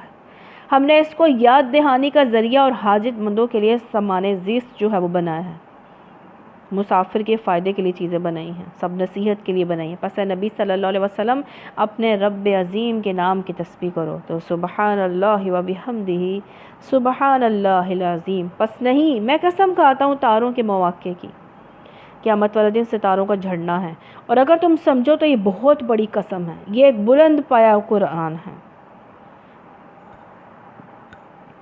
یعنی تاروں اور سیاروں کے مواقع سے مراد ان کی منزلیں اور ان کے مدار ہیں۔ قرآن کے بلند پایا کتاب پر ان کی قسم کھانے کا مطلب ہے کہ عالم بالا میں اجرام فلکی کا نظام جیسا تمہیں مضبوط نظر آتا ہے نا، ویسا یہ مضبوط اور محکم یہ کلام بھی ہے۔ جیسے اللہ نے وہ نظام بنایا نا، تو اسی اللہ نے یہ کلام بھی جو ہے نازل کیا ہے۔ ایک محفوظ کتاب میں ثبت ہے، کہاں؟ لوح محفوظ میں، جسے مطہرین کے سوا کوئی چھو نہیں سکتا، فرشتوں کے سوا۔ اس کتاب کو، لوح محفوظ کو فرشتوں کے سوا کوئی چھو نہیں سکتا ہے۔ اور یہ بھی ہے کہ قرآن پاک کو بوضو ہو کر جو ہے وہ پڑھا جائے، اور صرف جو وہ پڑھ سکتے ہیں جو حیض میں جو بچیاں اسٹوڈنٹ ہیں، جو علم حاصل کر رہی ہیں قرآن پاک کا، اور جو ٹیچر جو پڑھا رہے ہیں۔ اس کے علاوہ کوئی عام روٹین میں اس کو بغیر وضو کے جو ہے وہ نہیں پڑھ سکتا۔ یہ رب العالمین کا نازل کردہ ہے، پھر کیا اس کلام کے ساتھ تم بے پرواہی برتتے ہو؟ اس نعمت میں اپنا حصہ تم نے یہ کر رکھا کہ اسے جھٹلاتے ہو؟ اگر تم کسی کے محکوم نہیں ہو اور اپنے اس خیال میں سچے ہو، تو جب مرنے والے کی جان حلق تک پہنچ چکی ہوتی ہے، تم آنکھوں دیکھ رہے ہوتے ہو کہ وہ مر رہا ہے، اس وقت اس کی نکلتی ہوئی جان کو واپس کیوں نہیں لے آتے؟ اس وقت تمہاری بنسبت ہم اس کے زیادہ قریب ہوتے ہیں، مگر تم کو نظر نہیں آتے ہیں۔ پھر وہ مرنے والا اگر مقربین میں سے ہو تو اس کے لیے راحت اور عمدہ رزق اور نعمت بھری جنت ہے، اور اگر وہ صحاب یمین میں سے ہو تو اس کا استقبال یوں ہوتا ہے کہ سلام ہے تجھے صحاب الیمین دائیں ہاتھ والے، اور اگر وہ جھٹلانے والے گمراہ لوگوں میں سے ہو تو اس کی تواضع کے لیے کھولتا ہوا پانی ہے اور جہنم میں جھونکا جانا، جو اللہم اجرنا من النار۔ یہ سب کچھ قطعی حق ہے۔ بس نبی صلی اللہ علیہ وسلم اپنے رب عظیم کے نام کی تسبیح کرو۔ سورہ حدید میں نے لوہا، اللہ کے نام سے جو بے انتہا مہربان اور رحم فرمانے والا، اللہ کی تسبیح کیا ہر اس چیز نے جو زمین اور آسمانوں میں، وہی زبردست اور دانا ہے۔ زمین و آسمان کی سلطنت کا مالک وہی ہے، زندگی بخشتا ہے، موت دیتا ہے، ہر چیز پر قدرت رکھتا ہے، وہی اول بھی ہے اور آخر بھی ہے، اور ظاہر بھی ہے اور مخفی بھی، سب چیزوں کو جاننے والا ہے۔ وہ ہر چیز کا علم رکھتا ہے، وہی ہے جس نے آسمان و زمین کو 6 دنوں میں پیدا کیا، پھر عرش پر جلوہ فرما ہوا۔ اس کے علم میں ہے جو کچھ زمین میں جاتا ہے، جو کچھ اس سے نکلتا ہے، جو کچھ آسمان سے اترتا ہے، جو کچھ اس میں چڑھتا ہے۔ یعنی کہ حدیث میں آتا ہے کہ اللہ کی طرف رات کے عمل جو ہیں وہ دن سے پہلے، اور دن کے عمل رات سے پہلے چڑھتے ہیں۔ کس کے؟ ہر انسان کے۔ وہ تمہارے ساتھ ہے جہاں بھی تم ہو۔ کون؟ اللہ سبحانہ و تعالیٰ۔ جو کام بھی تم کرتے ہو وہ دیکھ رہا ہے۔ وہی زمین و آسمانوں کی بادشاہی کا مالک ہے، اور تمام معاملات فیصلے کے لیے اسی کی طرف رجوع کیے جاتے ہیں۔ وہی رات کو دن میں، دن کو رات میں داخل کرتا ہے، دلوں کے چھپے ہوئے راز تک جانتا ہے۔ ایمان لاؤ اللہ اور اس کے رسول صلی اللہ علیہ وسلم پر، خرچ کرو ان چیزوں میں سے جن پر اس نے تم کو خلیفہ بنایا ہے۔ جو لوگ تم میں سے ایمان لائیں گے، مال خرچ کریں گے، ان کے لیے بڑا اجر ہے۔ تمہیں کیا ہو گیا ہے، تم اللہ پر ایمان نہیں لاتے؟ حالانکہ رسول صلی اللہ علیہ وسلم تمہیں اپنے رب پر ایمان لانے کی دعوت دے رہا ہے، وہ تم سے عہد لے چکے ہو، یعنی کہ اطاعت کا وعدہ بھی کر چکے ہو۔ اگر تم واقعی ماننے والے ہو، وہ اللہ ہی تو ہے جو اپنے بندے پر صاف صاف آیتیں نازل کرتا ہے تاکہ تمہیں تاریکیوں سے نکال کر روشنی میں لے آئے، اور حقیقت یہ ہے کہ اللہ تم پر نہایت شفیق اور مہربان ہے۔ آخر کیا وجہ ہے کہ تم اللہ کی راہ میں خرچ نہیں کرتے؟ حالانکہ زمین و آسمان کی میراث اللہ ہی کے لیے ہے۔ تم میں سے جو لوگ فتح کے بعد خرچ اور جہاد کریں گے، وہ کبھی ان لوگوں کے برابر نہیں ہو سکتے جنہوں نے فتح سے پہلے خرچ اور جہاد کیا ہے۔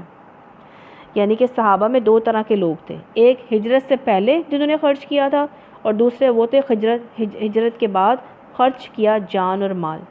تو جو کڑے وقت میں جو ہے وہ خرچ کرے گا تو اس کا جو ہے زیادہ جو ہے وہ درجہ ہوگا۔ اس سے معلوم ہوا جب کبھی اسلام پر ایسا وقت آ جائے جس میں کفر اور کفار کا پلڑا بہت بھاری ہو، بظاہر اسلام کے غلبے کے آثار دور دور تک نظر نہ آئیں، اس وقت جو لوگ اسلام کی حمایت میں جانیں لڑائیں، مال خرچ کریں، ان کے مرتبے کو وہ لوگ نہیں پہنچ سکتے جو کفر اور اسلام کی کشمکش کا فیصلہ اسلام میں حق ہو جانے کے بعد قربانیاں دیں۔ ان کا درجہ بعد میں خرچ اور جہاد کرنے والوں سے بڑھ کر ہے، یعنی کہ جو پہلے آئے گا وہ پہلے پائے گا۔ مشکل وقت میں پتہ چلتا ہے نا کہ انسان کتنا جو ہے وہ دین میں ہے۔ اگرچہ اللہ نے دونوں ہی سے اچھے وعدے فرمائے ہیں، ملے گا دونوں کو، لیکن درجہ پہلے والوں کا بڑا ہوگا۔ جو کچھ تم کرتے ہو اللہ سے باخبر ہے۔ کون ہے جو اللہ کو قرض دے، اچھا قرض تاکہ اللہ سے کئی گنا بڑھا کر واپس دے اور اس کے لیے بہترین اجر ہے، اسے کہتے ہیں قرض حسنہ۔ اس دن جب کہ تم مومن مردوں، تو یہ اللہ کی شان ہے کہ آدمی اگر اس کے بخشے ہوئے مال کو اسی کی راہ میں جو ہے صرف کرے تو اسے اپنے ذمہ قرض قرار دیتا ہے، بشرط کہ وہ قرض حسن ہو، اچھا قرض ہو، یعنی خالص نیت کے ساتھ کسی ذاتی غرض کے بغیر دیا جائے۔ اس قرض کے متعلق اللہ کے دو وعدے کہ کئی گنا واپس لوٹائے گا، دوسرا یہ کہ وہ اپنی طرف سے بہترین اجر بھی عطا فرمائے گا۔ اس دن جب کہ تم مومن مردوں عورتوں کو دیکھو گے، ان کا نور ان کے آگے آگے دائیں جانب دوڑ رہا ہوگا، ان سے کہا جائے گا کہ اچھا بشارت ہے تمہارے لیے، یعنی کہ پل صراط پر جو ہے یہ نور ہوگا۔ کس کا نور؟ عملوں کا نور، ایمان کا نور ہوگا، اطاعت کا نور ہوگا، اخلاص کا نور ہوگا۔ ان کے آگے آگے دائیں جانب دوڑا ہوگا، ان سے کہا جائے گا آج بشارت ہے تمہارے لیے، جنتیں ہوں گی جن کے نیچے نہریں بہہ رہی ہوں گی، جن میں وہ ہمیشہ رہیں گے۔ یہی ہے بڑی کامیابی۔ اللہم انا نسألک جنت الفردوس۔ اس روز منافق مردوں عورتوں کا حال یہ ہوگا، مومنوں سے کہیں گے ذرا ہماری طرف دیکھو تاکہ ہم تمہارے نور سے کچھ فائدہ اٹھائیں، مگر ان سے کہا جائے گا پیچھے ہٹ جاؤ، اپنا نور کہیں اور تلاش کرو۔ یعنی کہ جو عملوں کا نور ہوگا، قرآن پاک کا نور ہوگا، اب وہ کیونکہ منافقین کے پاس تو کوئی روشنی نہیں ہوگی نا نور کی، کیونکہ پل صراط پر اندھیرا ہے، پھر ان کے درمیان ایک دیوار حائل کر دی جائے گی جس میں ایک دروازہ ہوگا، اس دروازے کے اندر رحمت ہوگی اور باہر عذاب۔ اندر جانے والے ہوں گے مومنین اور باہر آنے والے ہوں گے مشرکین، منافقین۔ وہ مومنوں سے پکار کر کہیں گے کیا ہم تمہارے ساتھ نہ تھے؟ مومن جواب دیں گے ہاں، مگر تم نے اپنے آپ کو خود فتنے میں ڈالا، موقع پرستی کی، شک میں پڑے رہے، جھوٹی توقعات تمہیں فریب دیتے رہے، یہاں تک کہ اللہ کا فیصلہ آ گیا، اور آخر وقت تک وہ بڑا دھوکے باز کون شیطان تمہیں اللہ کے معاملے میں دھوکہ دیتا رہا۔ لہٰذا آج نہ تم سے کوئی فدیہ قبول کیا جائے گا، نہ ان لوگوں سے جنہوں نے کھلا کفر کیا تھا، تمہارا ٹھکانہ جہنم ہے، وہی تمہاری خبر گیری کرنے کے لیے، اور یہ بدترین انجام ہے۔ کیا ایمان لانے والوں کے لیے بھی وہ وقت نہیں آیا ہے کہ ان کے دل اللہ کے ذکر سے پگھلے؟ یعنی کہ ابھی وہ وقت نہیں آیا، کب بدلو گے، کب ایمان لے آؤ گے، کب اپنے طرز عمل کو اللہ اور اس کے رسول کے کہنے پر جو ہے وہ چلاؤ گے؟ ان کے نازل کردہ حق کے آگے جھکیں اور وہ ان لوگوں کی طرح نہ ہو جائے جنہیں پہلے کتاب دی گئی تھی، پھر ایک لمبی مدت ان پر گزر گئی تو ان کے سخت دل ہو گئے۔ کیونکہ انہوں نے کتاب پر عمل کرنا چھوڑ دیا تھا، کتاب پڑھنا چھوڑ دی تھی۔ اور آج ہم میں سے اکثر فاسق بنے ہوئے ہیں۔ کون اہل کتاب؟ خوب جان لو اللہ زمین کو اس کی موت کے بعد زندگی بخشتا ہے۔ ہم نے نشانیاں تم کو صاف صاف دکھائی ہیں، شاید کہ تم عقل سے کام لو۔ اگر زمین کو موت کے بعد زندگی ہے تو ہمیں بھی موت کے بعد جو ہے اٹھایا جائے گا، حساب ہوگا۔ مردوں عورتوں میں سے جو لوگ صدقات دینے والے ہیں، جنہوں نے اللہ کو قرض حسن دیا، ان کو یقیناً کئی گنا بڑھا کر دیا جائے گا، ان کے لیے بہترین اجر ہے۔ اور جو لوگ اللہ اور اس کے رسولوں پر ایمان لائے ہیں، وہی اپنے رب کے نزدیک صدیق اور شہید ہیں۔ ان لوگوں کے لیے ان کا اجر ان کا نور ہے۔ جن لوگوں نے کفر کیا، ہماری آیات کو جھٹلایا، وہ دوزخی ہیں۔ تو اللہم اجرنا من النار۔ خوب جان لو یہ دنیا کی زندگی اس کے سوا کچھ نہیں کہ ایک کھیل اور دل لگی اور ظاہری ٹیپ ٹاپ، اور تمہارا آپس میں ایک دوسرے پر فخر جتانا، مال اور اولاد میں ایک دوسرے سے بڑھ جانے کی کوشش کرنا۔ اس کی مثال ایسی ہے جیسے ایک بارش ہوگی تو اسے پیدا ہونے والی نباتات کو دیکھ کر کاشتکار خوش ہو گئے، پھر وہ کھیتی پک جاتی ہے اور تم دیکھتے ہو وہ زرد ہو گئی، پھر وہ بھس بن کر رہ جاتی ہے۔ اس کے برعکس آخرت وہ جگہ جہاں سخت عذاب ہے، اللہ کی مغفرت اور اس کی خوشنودی ہے۔ دنیا کی زندگی ایک دھوکے کے سوا کچھ نہیں ہے۔ دوڑو، ایک دوسرے سے آگے بڑھنے کی کوشش کرو۔ کس میں؟ رب کی مغفرت پانے میں دوڑو، نیکیاں کرنے میں دوڑ لگاؤ، اس جنت کی طرف جس کی وسعت آسمان و زمین جیسی ہے۔ جنت کی طرف ابھی دوڑو نہیں، ایسے عمل کرو کہ جنت کے پانے کا راستہ آسان ہو جائے، جو مہیا کی گئی ان لوگوں کے لیے جو اللہ اور اس کے رسولوں پر ایمان لائے ہوں۔ یہ اللہ کا فضل ہے، جسے چاہتا ہے عطا فرماتا ہے، اللہ بڑے فضل والا ہے۔ کوئی مصیبت ایسی نہیں ہے جو زمین میں یا تمہارے اپنے نفس پر نازل ہوتی ہو اور ہم نے اس کو پیدا کرنے سے پہلے کتاب یعنی نوشتہ تقدیر میں لکھنا رکھا ہوتا۔ نبی صلی اللہ علیہ وسلم نے فرمایا اللہ نے آسمان و زمین کی تخلیق سے 50,000 سال قبل ساری تقدیریں جو ہیں وہ لکھ دی تھیں، کیونکہ وہ کریٹر ہے نا اللہ تعالیٰ، اسے معلوم تھا کہ کوئی کیا کرے گا اور کوئی نہیں کیا نہیں کر سکتا ہے۔ ایسا کرنا اللہ کے لیے بہت آسان کام ہے۔ یہ سب کچھ اس لیے کہ تاکہ جو کچھ بھی نقصان تمہیں ہو اس پر تم دل شکستہ نہ ہو، اور جو کچھ اللہ تمہیں عطا فرمائے اس پر پھول نہ جاؤ۔ اور کیا ہے، جب ملے تو شکر کرو، نہ ملے تو صبر کرو۔ اللہ ایسے لوگوں کو پسند نہیں کرتا جو اپنے آپ کو بڑی چیز سمجھتے ہیں، فخر جتاتے ہیں، خود بخل کرتے ہیں اور دوسروں کو بخل کرنے پر اکساتے ہیں، یعنی کہ اللہ کی راہ میں خرچ نہیں کرتے۔ اب اگر کوئی روح گردانی کرتا ہے تو اللہ بے نیاز ہے۔ ہم اپنے رسولوں کو صاف صاف نشانی اور ہدایات کے ساتھ بھیجا ہم نے ان کے ساتھ کتاب اور میزان نازل کی تاکہ لوگ انصاف پر قائم ہوں، اور لوہا اتارا جس میں بڑا زور ہے، لوگوں کے لیے نفع مند ہے۔ یہ اس لیے کیا گیا کہ اللہ کو معلوم ہو جائے کہ کون اس کو دیکھے بغیر اس کی اور اس کے رسولوں کی مدد کرتا ہے۔ یقیناً اللہ بڑی قوت والا زبردست ہے۔ رسولوں کی مدد کیا ہوتی ہے؟ ان کے ساتھ اللہ کا کلمہ حق بلند کرنے کے لیے رسولوں کی جو ہے وہ مدد کرنا۔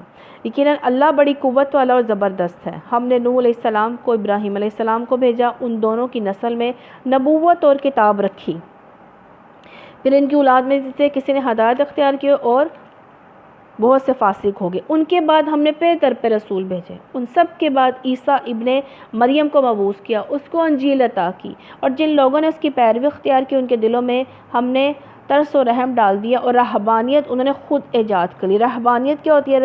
رہبانیت میں نے تارک دنیا کو چھوڑ دینا اور دنیاوی زندگی سے بھاگ کر جنگلوں اور پہاڑوں میں پناہ لینا، گوشائے جو ہے یعنی کہ ایک کونے میں لگ کر دنیا کو چھوڑ دینا، زندگی کو چھوڑ دینا۔ اسلام رہبانیت نہیں سکھاتا، اسلام آیا ہی اس لیے ہے کہ ہم نے دنیا میں رہ کر جو ہے زندگی جو ہے وہ اسلام کے مطابق گزارنی ہے، اس لیے اسلام آیا۔ انہوں نے خود ایجاد کر لی، کیا؟ رہبانیت۔ ہم نے اس سے ان پر فرض نہیں کیا تھا، مگر اللہ کی خوشنودی کے طلب میں انہوں نے آپ ہی بدعت نکالی اور پھر ان کی پابندی کرنے کا جو حق تھا اسے ادا نہ کیا۔ ان میں سے جو ایمان لائے ان کا اجر ہم نے ان کو عطا کیا، مگر ان میں سے اکثر لوگ فاسق ہیں۔ اے لوگوں جو ایمان لائے ہو، اللہ سے ڈرو، اس کے رسول محمد صلی اللہ علیہ وسلم پر ایمان لاؤ، اللہ تمہیں اپنی رحمت کا دوہرا حصہ عطا فرمائے گا، تمہیں وہ نور بخشے گا جس کی روشنی میں تم چلو گے، تمہارے قصور معاف فرما دے گا، اللہ بڑا معاف کرنے والا اور مہربان ہے۔ تم کو یہ روش اختیار کرنی چاہیے تاکہ اہل کتاب کو معلوم ہو جائے کہ اللہ کے فضل پر ان کا کوئی اختیار نہیں ہے، اور یہ کہ اللہ کا فضل اس کے اپنے ہی ہاتھ میں جسے چاہتا ہے عطا فرماتا ہے، اللہ بڑے فضل والا ہے۔ تو الحمدللہ آج ہم نے کیا باتیں ذہن نشین کی؟ دوڑو اللہ کی طرف، نیکیوں کی طرف، نمازوں کی پابندی کرو، حفاظت کرو، اپنے نفس کی پاکی کے دعوے نہ کرو، اللہ جانتا ہے کون اچھا ہے کون برا ہے، کون پاک ہے اور کون نہیں ہے۔ پہلی قوموں کا انجام سن کر ڈرو، عبرت پکڑو، ہنسی خوشی کے اسباب اللہ کی طرف سے ہیں، خوشی دینا غم دینا اللہ کی طرف سے ہے، کوئی اس میں دوسری ہستی دخل نہیں رکھتی۔ تو اللہ کے برے حالات کو اچھے، اللہ تعالیٰ سب کے برے حالات کو اچھے حالات سے بدلے، اور ہم اچھے حالات میں بھی اللہ کا شکر گزاریں اور اللہ کے راستے پر رہیں۔ نعمتوں کا سوال ہوگا، ہر نعمت کا سوال ہوگا کہ کس طرح جو ہے اللہ کی نعمت کو استعمال کیا۔ دائیں ہاتھ والے بائیں ہاتھ والے بھی ہیں، ہم کہاں ہوں گے؟ اللہ تعالیٰ ہمیں دائیں ہاتھ والوں میں رکھے۔ قرآن سے جڑے رہیں، یعنی اس کا پڑھنا اتنا جاری رکھیں کیونکہ یہ دلوں سے دور ہو جانے میں اونٹ کے بھاگنے سے بڑھ کر ہے۔ جیسے اونٹ کو کھولا جائے تو وہ بھاگ جاتا ہے، تو اس طرح ہم قرآن پاک کو پڑھنا چھوڑیں تو یہ ہمارے دل سے جو ہے وہ نکل جاتا ہے، ہمیں یاد نہیں رہتی اس کی باتیں۔ تو اس سے جڑنا بہت ضروری ہے، اس سے پڑھنا جاری رکھنا بہت ضروری ہے۔ اللہ کی راہ میں خرچ کرو، اللہ اور دے گا، اور قرآن کا نور پل صراط پر کام آئے گا۔